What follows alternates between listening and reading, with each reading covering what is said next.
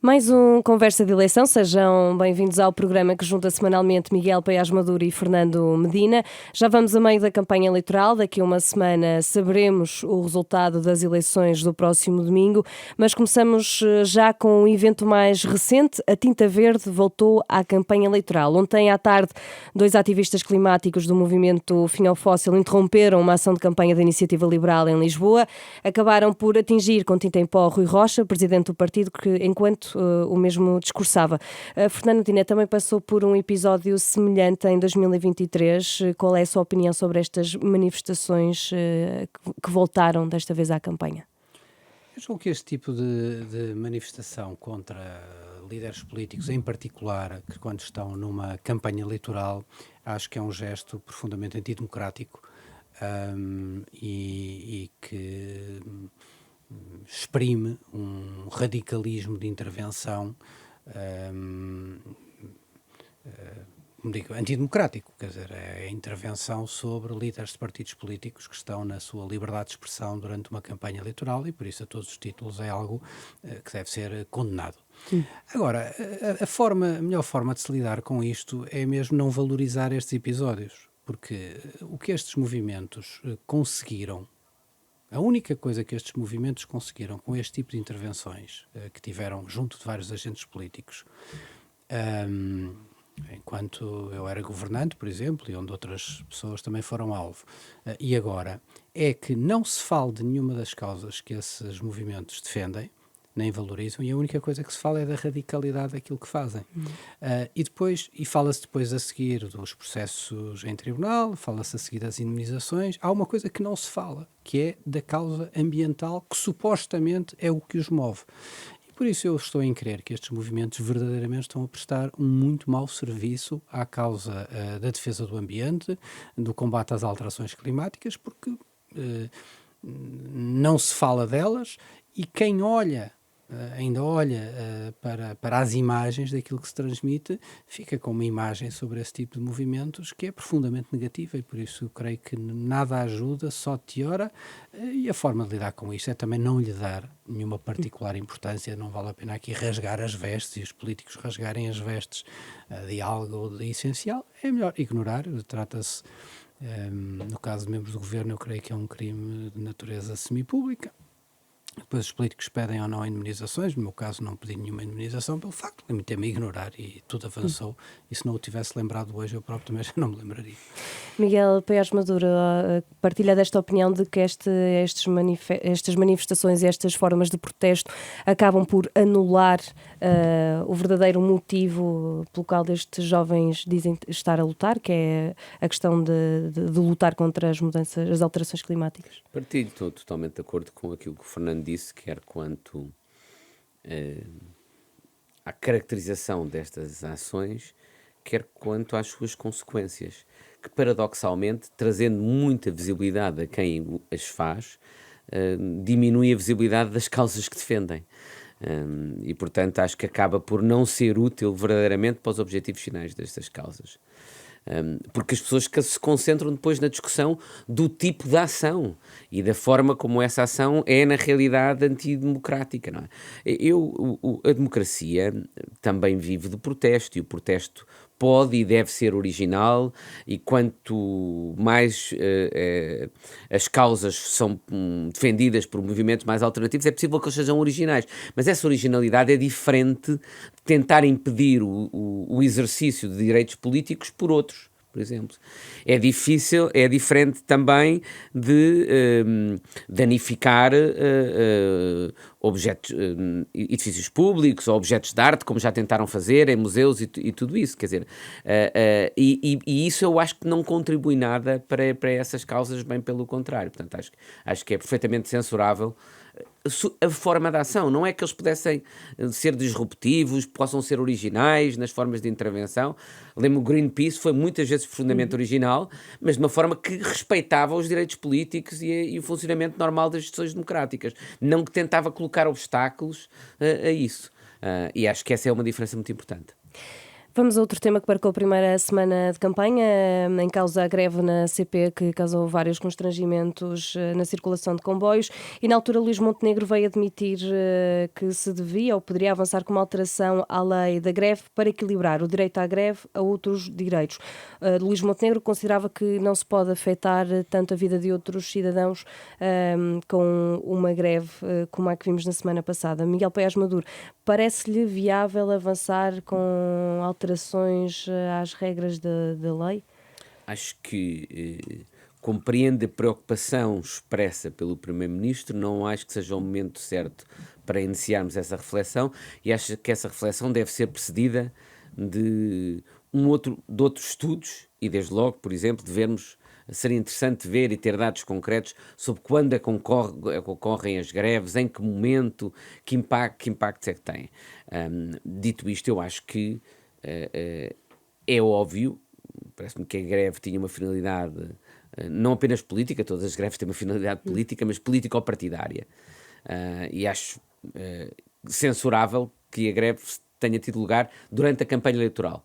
É permissível, é legal, mas nós podemos fazer uma censura política ao momento em que os sindicatos decidem... Partilha, portanto, a opinião do Primeiro-Ministro, que também falou de influência. Sim, mas eu acho que acabou por ser, sinceramente, acho que acabou por ser uma vantagem para o Governo. Portanto, acho que os sindicatos acabaram por fazer uma vantagem para o Governo desse ponto de vista, na medida em que é um bocadinho uma greve que, pelo momento em que ocorre, permite leituras de relação com a campanha eleitoral e, portanto, leituras político-partidárias, e permitindo isso, acaba por ser contrário aos próprios interesses dos trabalhadores, porque quem é vítima da greve, que naturalmente nunca gosta de não poder beneficiar, por exemplo, dos transportes públicos, quando faz uma leitura da greve político-partidária, ainda menos se identificará com os interesses dos trabalhadores. E, portanto, eu acho que esse risco e essa possibilidade da greve ter tido essa dimensão existe. Acho que é perfeitamente aceitável censurar o momento escolhido para fazer essa greve e admito que se possa fazer uma reflexão. Não acho que seja o momento de começar a fazer essa reflexão e estar a fazer o juízo nesta altura, precisamente por mim também não ser o momento ideal para organizar uma greve. Mas nós olhamos para a prática comparada em muitos países e há outras formas de equilibrar o direito à greve com outros interesses. Há países que, por exemplo, precisamente para evitar este tipo de leituras, não prevêem ou não permitem greve em períodos de campanhas eleitorais. Portanto... Não digo que seja a solução a adotar em Portugal, por exemplo, como disse, porque acho que isso exige estudos prévios. Fazemos uma análise de quando é que normalmente têm lugar as greves, que tipos de impactos é que têm, estão associados a que tipos de datas, e a partir daí, eventualmente, fazer uma reflexão sobre isso. Portanto, admite que se possam fazer alterações também? Admito que qualquer a lei da greve, o direito à greve é um direito fundamental. Todos os direitos fundamentais têm de ser equilibrados com outros direitos fundamentais. Não digo que isso deva de ocorrer, mas não excluo que essa reflexão possa ser feita. Podem continuamente estarmos a fazer uma reflexão sobre essas diferentes políticas públicas, incluindo aquelas que envolvem direitos fundamentais. Fernando Medina, o que acha também do momento em que se avançou para esta greve? Também lhe parece que houve aqui algum interesse partidário nesta greve da CP e, ao mesmo tempo, se devemos ou não avançar para uma reflexão sobre a lei? Bom, eu não tenho nenhum elemento para fazer a correlação que o Primeiro-Ministro fez sobre a partidarização ou não da greve, mas para mim é evidente que o momento escolhido, reconhecendo a total liberdade ao movimento sindical para usar os instrumentos que detém para as suas lutas nos momentos em que entende, creio que se veio a revelar uma escolha pouco feliz por parte dos sindicatos. Pouco feliz pela campanha, mas também pouco feliz porque uma greve num sistema de transportes, nomeadamente como os comboios, é uma greve com um impacto pesadíssimo sobre os cidadãos. E para que ela aconteça e que tenha alguma... diria eu, cumpra bem o seu objetivo, é preciso que haja também alguma empatia dos cidadãos para com aquilo que os trabalhadores estão a defender. Começa, aliás, por tentar perceber o porquê. Porque é que há esta greve? O que é que os trabalhadores estão a defender? O que é que leva? como é que correu o processo negocial, que intransigências estão a encontrar, que barreiras estão a encontrar para que leve, depois de todas as formas de luta, a ir para a forma de luta que mais penaliza os cidadãos no seu cotidiano. E esse trabalho não ficou claro. Para mim não ficou claro, e sou uma pessoa atenta, não ao que se passa na vida do nosso país, não ficou para mim claro porque é que tínhamos chegado a esse ponto. E não ficou claro nem porque é que chegamos a esse ponto, nem porque é que chegamos a esse ponto neste momento. E por isso eu acho que não foi feliz essa decisão, obviamente reconhecendo a total liberdade, de direito de marcarem, dos sindicatos marcarem as greves quando entenderem, mesmo quando possamos não concordar, nem as achar, como é que eu dizer, adequadas ao ponto de vista dos próprios interesses que dizem defender. Agora, a segunda nota sobre a declaração do Primeiro-Ministro, essa pareceu-me ainda bastante mais infeliz que o momento da greve. Eu acho que o Primeiro-Ministro podia percebo o que é que ele quis fazer, quis simplesmente colocar-se ao lado dos cidadãos na sua crítica ao momento escolhido para a greve, devia ter ficado por aí. Pronto, e ficava por aí, estava tudo bem. Acho que foi mais infeliz em trazer um tema a dizer teremos que um dia mudar o equilíbrio sensível da lei da greve. Portugal não tem nenhum problema com a lei da greve, não se tem mostrado nenhum problema com essa lei. Há serviços mínimos, que eu não sei, aliás, se foram cumpridos todos os procedimentos, esse é um ponto importante de saber, serviços mínimos que têm que ser assegurados, que têm que ser decretados, tem que haver transportes de substituição. Eu desconheço tudo isso foi feito. Já ouvi expressões de que isso não tinha ocorrido de forma plena, de acordo com daquilo que a lei regula, e por isso eu não creio que o país tenha um problema nesta área, e por isso não queríamos um problema onde ele não existe, mas também não estou, como lhe digo, muito preocupado do ponto de vista de encontrar aqui alguma tentativa de desequilíbrio dos direitos em desfavor dos trabalhadores, porque eu acho que isto é simplesmente um comentário de campanha em que o Primeiro-Ministro, a única coisa que pretendeu foi tentar associar-se ao mal-estar dos portugueses em desfavor ou perante aquilo que estava a acontecer nesse dia, e não creio que aqui vá resultar nenhum movimento particular de mudança legislativa. Chegou a referir-se às declarações do Primeiro-Ministro como uma afronta à democracia. Esta defesa da revisão da lei. Não me peça a mim para comentar todas as declarações de todos os dirigentes partidários em campanha, porque isso... Também é uma declaração de campanha. Quer dizer, digamos, talvez, quer dizer, está talvez assim como é que eu dizer, uns degraus acima daquilo que eu declararia aqui hoje para os ouvintes da Renascença. Avançando para um olhar geral da campanha, este foi um dos temas que mais marcou o arranque da campanha oficial. Numa avaliação, Miguel Paiás Maduro, como é que tem olhado para a campanha da AD, que também tem mostrado uma postura de muita confiança numa reeleição? Eu acho que a campanha da AD tem uma vantagem relativamente àquilo que tem sido a campanha do Partido Socialista, que é ter uma mensagem mais simples, que nós, o governo da AD está no poder há pouco tempo, deixa-nos mais tempo para provarmos o que conseguimos fazer, e para isso é fundamental termos estabilidade, e nós somos os únicos que estamos em condições de poder oferecer uma solução com estabilidade ao país. E essa é uma mensagem política bastante mais simples do que a mensagem que, em particular, o Partido Socialista tem de ter, que é uma mensagem de tentar justificar uma mudança, e por isso temos visto, eu acho que bastante incerteza, alternância ou inconstância na mensagem política do Pedro Nuno Santos. Começou muito com um foco muito grande no caso Spin Viva, depois passou para a questão da eventual crise económica incipiente com os maus resultados no último trimestre, depois o tema da privatização da saúde e da segurança social, depois mais recentemente um regresso ao fantasma do Chega, ou um outro fantasma paralelo que é a Iniciativa Liberal, e o que várias mensagens denotam é a incapacidade de apresentar uma mensagem muito, muito clara. E eu acho que isso é uma desvantagem em período de campanha.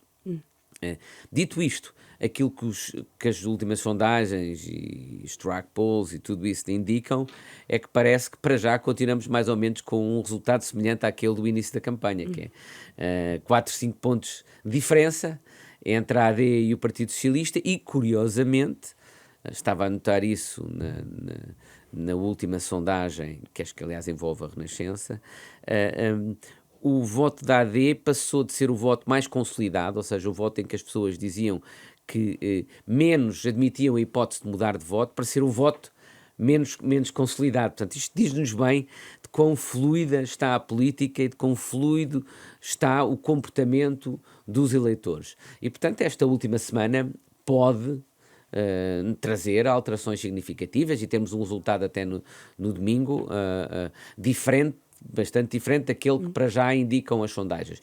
Eu continuo a achar que o mais provável é que a AD, que vai à frente e que tem mais perspectivas de poder oferecer uma solução de estabilidade, vir a ser beneficiada pelo voto de última hora. Acho que isso é o mais provável, é o comportamento eleitoral mais tradicional. Mas admito tudo. Mas também há muita relação da abstenção com o Chega, por exemplo. Vamos ver. Realmente, nós sabemos, ou melhor, nós tendemos a concluir, e provavelmente com razão, que a diminuição da abstenção nas últimas eleições se deveu ao facto do Chega ter mobilizado eleitores que até aí não votavam. E isso explica também que ela tenha coincidido com um crescimento significativo do voto no Chega. Significa isto que se tivermos um aumento da abstenção, esse aumento da abstenção é necessariamente uma diminuição do voto no Chega? De pessoas que votaram Chega ou que regressam à abstenção? Não sabemos. E sinceramente não sei. Num contexto de uma crise que, com as peculiaridades que deram origem a esta crise, acho que a abstenção pode ir em direções muito diferentes e eu não vou arriscar quais podem ser as consequências. Acho que é provável que tão pouco tempo depois das últimas eleições haja de novo um aumento da abstenção. Quais vão ser as consequências disso? Não quero arriscar. No agregador de sondagens da Renascença, a sondagem das sondagens, é também ainda notado que ainda não há uma maioria à direita entre a AD e a Iniciativa Liberal. Nos últimos dias também temos assistido a um namoro entre a AD e a Iniciativa Liberal. Um diz que falou antes para um acordo pré-eleitoral, o outro fala em mexericos. Eu vinha no carro e vinha a ouvir. Acha que deviam ser mais afirmativos? Há discussões na política portuguesa que eu não compreendo.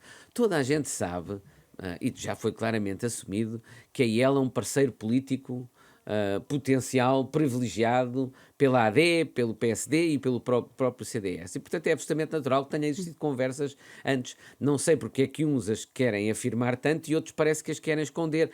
Realmente não percebo, porque acho isso a coisa mais natural do mundo. Fernando Medina, como é que também peço-lhe um olhar geral para a campanha, nomeadamente também para a campanha do Partido Socialista? Já ouvimos do lado da direita que a esquerda já está com um discurso de derrotada. Tem sentido isso? De acordo com as sondagens, não. As sondagens têm marcado esta característica de ainda se situarem com uma ligeira vantagem da AD neste agregado de sondagens. Vamos referir sempre aqui ao trabalho da Renascença, porque eu acho que é a melhor forma de evitarmos as sondagens com picos muito esporádicos, mas mantém ainda dentro das margens de empate técnico e por isso, do ponto de vista estatístico, estamos dentro dessas margens. E por isso... Já aqui tínhamos falado já há alguns programas atrás, eu tinha a convicção que mantenho que o fundamental vai se decidir na última semana e muito possivelmente no último dia, ou a decisão do voto do eleitor do último dia, que já nas anteriores eleições já tinha sido uma percentagem significativa das pessoas que tinham feito essa decisão nesse momento. O que é que as sondagens não mostram? Por isso, no fundo, esse empate técnico com a AD ligeiramente à frente.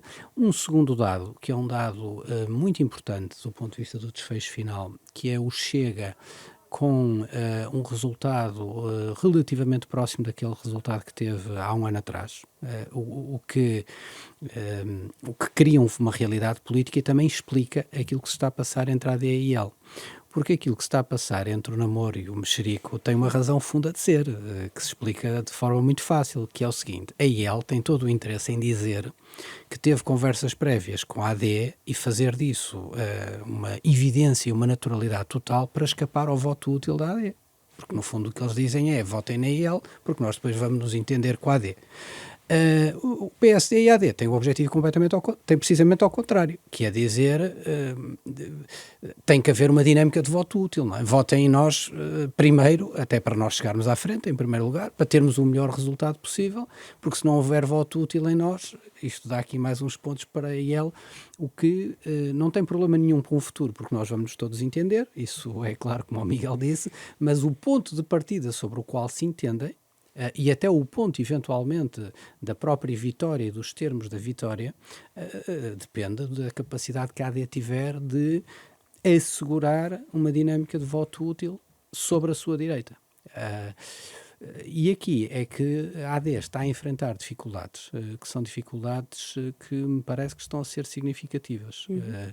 E isso vê-se principalmente na dimensão do Chega. Isto é, não está a ver... A AD, para ter aqui uma vitória clara, precisa de ter uma transferência de votos do Chega para a AD na casa dos 3, 4%, 4 pontos percentuais, senão vai ter dificuldade em fazer um crescimento, porque senão vai crescer à custa de quem? Vai crescer à custa da IEL?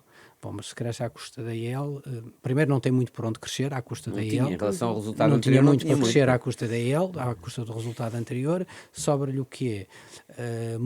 Mobilizar eleitorado da abstenção para votar na AD é difícil, depois de tudo o que se passou, com o caso Pinão Viva, é difícil. Há algum crescimento possível do eleitorado, transferência do eleitorado socialista, sobretudo do eleitorado mais idoso, viu consolidada com Luís Montenegro aquela ideia de que não há ameaça para... Quer dizer, pode haver, eu não consigo descer, quer dizer, não é, ninguém é dono dos votos. Sim. E podemos ter aqui dinâmicas de voto em muitos sítios, mas é difícil imaginar que daí vem uma dimensão percentual que faça, no fundo, desequilibrar muito o nível do impacto atual. E depois há ainda uma outra perspectiva que queria só aqui introduzir, uma outra complexidade, é que nós estamos sempre a falar de sondagens e de números que estão relativamente próximos, e quando os números estão relativamente próximos, eles não nos dizem nada sobre onde é que vai ocorrer a distribuição dos mandatos dos deputados. E isso é da maior importância, porque consoante os círculos onde os deputados sejam eleitos, isto é, todos os anos são desperdiçados, eu creio, eu não quero estar aqui a precisar, mais de 1 milhão de votos, seguramente, mais de 1 milhão, creio de 600 mil, ou cerca, são números muitíssimo significativos, e são votos que no fundo depois não servem em cada círculo para eleger um deputado, e por isso a forma como estes votos depois vão aparecer no mapa eleitoral vão ditar uma maioria, uma correlação um bocadinho de forças ali diferente na Assembleia. Agora, nós partimos para esta semana, e terminava aqui com o fundamental, que é o seguinte, que é a confirmar-se o que o trabalho da Renascença diz sobre isto. Se confirmar o trabalho que a Renascença diz, nós vamos ter condições de governabilidade que são exatamente iguais àquelas que tínhamos hoje. Isto é, muito baixas. E por isso... com uma extrema-direita de dimensão significativa, não havendo uma maioria à direita sem essa fora desse quadro com a extrema-direita, e uma esquerda minoritária no Parlamento. E por isso vamos ter um quadro de governabilidade semelhante ao atual, o que é um quadro altamente complexo. Ou melhor, eu considero que as condições de governabilidade, se mantiver este quadro, vão ser menores, até pela própria degradação da relação institucional e até pessoal dos dirigentes dos partidos e dos líderes de partidos que levaram a esta eleição. Queria só pedir uma rápida reflexão sobre também os temas que temos visto na campanha. Muito se tem dito que tem sido uma campanha para as imagens televisivas, como jogos de voleibol, passeios de moto, etc. Várias ações de campanha têm sido marcadas por essas imagens. Miguel Paiás Maduro, falta centrar nos temas importantes desta campanha, ou isto é o fluir natural? Bem, há uma questão mais de forma e uma questão de conteúdo, digamos assim. A forma é natural que a política esteja a mudar na sua forma e se aproximar de conteúdos que parecem mais próximos do entretenimento. Isso não é necessariamente bom, mas eu diria que é quase inevitável face àquilo que é a circunstância da própria sociedade, o próprio jornalismo estar cada vez mais próximo do entretenimento. As redes sociais estão a ajudar, estão a ser cada vez mais relevantes e, portanto, os políticos começam a ir falar não com os jornalistas tradicionais, mas com os influencers, como se diz, aqueles que têm podcasts ou programas nas redes sociais muito significativos, porque é natural que os políticos vão onde consigam ter maior audiência. Eles querem, isso é natural, é expectável, portanto, eu acho isso um desenvolvimento normal, mas não é um desenvolvimento desprovido de riscos, porque, sobretudo, se os políticos só vão a programas onde o tipo de perguntas que lhes fazem envolvem pouco escrutínio, naturalmente que isso não é positivo para a política, não é? E, portanto, eu acho que nós deveríamos conseguir um equilíbrio melhor. Compreendo, também não sou daquelas pessoas que acham que os políticos hoje em dia já só podem ir a jornais, falar com os jornalistas, a entrevistas com os jornalistas, e é natural também que, como cada vez mais a relação entre política e eleitores se tem de fazer numa base emocional, emotiva, aquela identificação com pessoas normais, com pessoas que, não seja, andam de moto, ou jogam voleibol, ou cozinham, ou isto, aquilo, que seja atrativo para os políticos transmitirem e criarem uma relação de empatia, porque essa relação de empatia com os eleitores é cada vez mais importante. De novo, isso tem a ver com uma transformação mais profunda da política. Portanto, e essa é a questão de forma, tem riscos, neste momento é quase inevitável.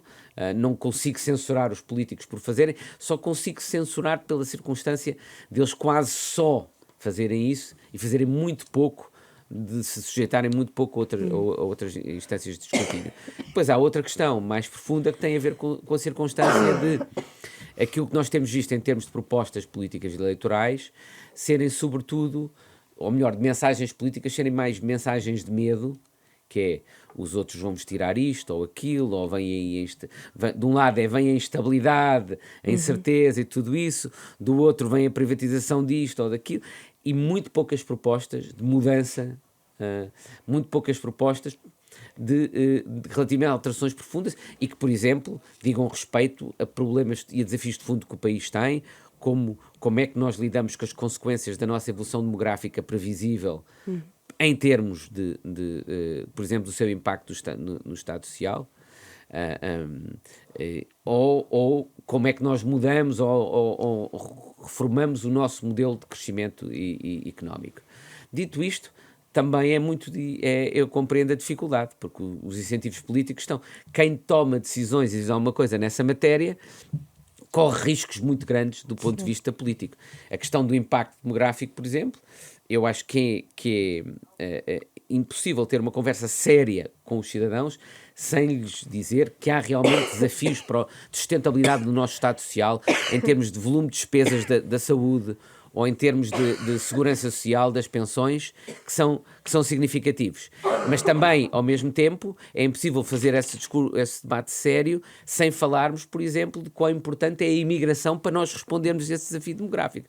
Portanto, de um lado e do outro, são temas que envolvem riscos políticos muito grandes, e isso é o que acho que explica que nenhum dos políticos, num contexto eleitoral, queiram, no fundo, abordar essas questões, sendo que provavelmente são as questões mais importantes que teremos pela frente. Peço desculpa, estou aqui no meio de um ataque de tosse. Nós começamos a falar destes desafios no fundo do país e é natural que flipa. Fernando Medina, ia lhe perguntar também se estão a faltar mais propostas nesta campanha eleitoral. Eu concordo, subscrevo na íntegra aquilo que o Miguel acabou de dizer sobre a tendência de fundo das campanhas políticas, da política em geral e das campanhas em particular, que no fundo marcam o comportamento dos agentes políticos, da comunicação social também, e que no fundo acabam por valorizar esta dimensão de entretenimento e as tentativas de natureza mais emotiva, personalizada, relacional, não é? Em detrimento daquilo que é o lado propositivo, racional, de certa forma aborrecido, não é? Que a política, na minha opinião, deve ter. Eu vejo esta evolução fundamentalmente no sentido negativo, como sentido, aliás, marcadamente negativo. Eu não me interessa nada saber se Luís Montenegro joga bem voleibol de praia. Com franqueza, não me interessa saber. Aliás, não me interessa saber muito se ele é muito simpático ou pouco simpático. Eu conheço pessoalmente, por isso sei como é que ele é. Mas, quer dizer, com franqueza, se o Miguel fosse candidato, eu sei que ele é muito conhecido por ter dotes de cozinheiro muito bem já afirmados na praça. Mas com franqueza, não seriam relevantes mas para as instituições públicas. Quer dizer, podia dar uma intuição de dizer como é que teria a arte de fazer coligações, seria uma arte, ou de fazer entendimentos, podia ser vista como uma proxy, não é, dessa arte culinária. Mas francamente, o político mais ou menos simpático, joga melhor ou não voleibol, anda melhor ou não de moto, eu acho que tudo isso, com franqueza, eu pessoalmente sei que sou uma pessoa atípica nesse sentido, sou quase um político do antigamente nessa expressão. Eu acho o que era de valorizar é muito mais a racionalidade e a capacidade de propositura e de resolução do problema concreto. E nós estamos a ser empurrados por todos os lados, não é? Para esta dimensão de política. Eu percebo, é evidente que para uma liderança política a um alto nível é necessário, obviamente, ser capaz de mobilizar. E para mobilizar é preciso ser capaz de estabelecer empatia e conexões com as pessoas. Mas deve ser através dos seus problemas e das suas aspirações e não dos aspectos mundanos da vida. Quer dizer, os aspectos mundanos da vida mobilizam para o quê? O que é que mobiliza ver aquele ponto de voleibol que Luís Montenegro marcou? Quer dizer, ou o arranque mais rápido de moto que Pedro Nuno fez? Isso mobiliza o quê para a política? É como diz o Miguel, vai para o lado do entretenimento, vai para um certo lado de desacralização do político, que eu acho que tem lados para o negativo. Eu acho que nós já entramos na curva descendente, isto é, a desacralização dos agentes políticos é obviamente também uma decorrência dos sistemas democráticos, mas eu acho que nós já estamos a avançar um pouco para lá disso, porque nós já passamos da desacralização para a banalização e até para o desrespeito geral sobre a generalidade daquilo que é o discurso político e dos agentes políticos e da sua postura, do seu comportamento, da forma como se posicionam, e isso é uma marca negativa. Como é que se sai um pouco disto? É muito difícil, porque todo o sistema está viciado nisso. Isto não é... Isto não é, quando às vezes, por exemplo, se fala de propostas e se criticam, mas os partidos não deviam falar de propostas. Aqui também eu tenho que dar aqui alguma margem, alguma condescendência aos partidos nesta matéria. Ambos os partidos apresentaram programas eleitorais. Ambos os partidos apresentaram propostas. Ambos os partidos têm soluções diferentes para vastos temas da nossa economia, mas quem é que os questiona sobre isso? Quem é que lhes pergunta sobre isso? Quem é que, salvaguardando aqui um aspecto muito importante, que o Miguel diz, que é, evidentemente, numa campanha eleitoral, os partidos tendem a procurar falar menos naquilo que não é popular ou que potencialmente encerra um risco de ser um tema negativo de campanha, e os adversários tentam enfatizar e dramatizar esse ponto negativo da campanha, mas, apesar disso, mesmo com esse aspecto, há propostas dos partidos. Agora... Por exemplo, o Partido Socialista tem, do ponto de vista de crescimento, um pacote importante do ponto de vista... Sim, mas não têm sido discutidos na campanha. Mas é que não são discutidos. Porquê é que eles não são discutidos? E a pergunta não é só por causa dos partidos, é também por quem lhe pergunta. E muitas vezes há aqui esta necessidade daquilo que se julga que as pessoas gostam mais em casa, certo? E que as pessoas gostam mais da moto, do voleibol, disto, todos acham que sim. E se calhar há uma parte das pessoas que gostam disso, tudo assim, pronto, já decidiram o seu sentido de voto, ou não vão votar, ou estão aborrecidas, mas a política não pode ser isto, não é? E a cobertura também das campanhas não pode ser isto, ou melhor, não pode ser predominantemente isto. E acho que um certo gravitas relativamente às campanhas, aos líderes políticos, um certo regresso, um certo domínio de uma racionalidade sobre a política é uma aspiração que tenho. Confesso que acho que não vou ser correspondido. Não vou ver essa aspiração correspondida. Mas acho que a política, acho que o debate político e a cobertura política em muitas áreas ganhava em não ter medo de ser aborrecida. É muito aborrecido discutir os problemas, como o Miguel colocou, que o envelhecimento coloca à sustentabilidade do nosso sistema social. Todos os sistemas, económico e social. É aborrecido, no sentido, exige trabalho, exige explicação, exige estudo, é complexo, não é? Exige complexidade, mas isto é que é o fundo da política, porque senão nós acabamos por votar umas imagens que se vão formando e depois, quanto ao conteúdo das políticas, bom, isso carta branca para quem vier a ter o poder. Vamos rapidamente ao Conselho para a semana. Miguel Paiares Maduro, alguma mensagem? Iremos ter também um dia Eu vou importante ser no domingo. muito breve e vou pegar numa coisa que disse o Fernando, que é porque eu também me preocupo muito a desacralização da política. E, portanto, deixava este conselho aos eleitores, que é de não procurarem alguém como nós, como líder político, mas sim procurarem o melhor de nós. Esse deve ser o objetivo da política. Esta ideia que agora se passa, que para a política é eleger alguém como nós, é um completo absurdo. Nós devemos procurar o melhor de nós e, portanto, que os eleitores façam cada um a sua reflexão pessoal sobre quem é o melhor de nós Fernando para essas Medina. funções. Eu, nesta última semana, é só um apelo à mobilização, porque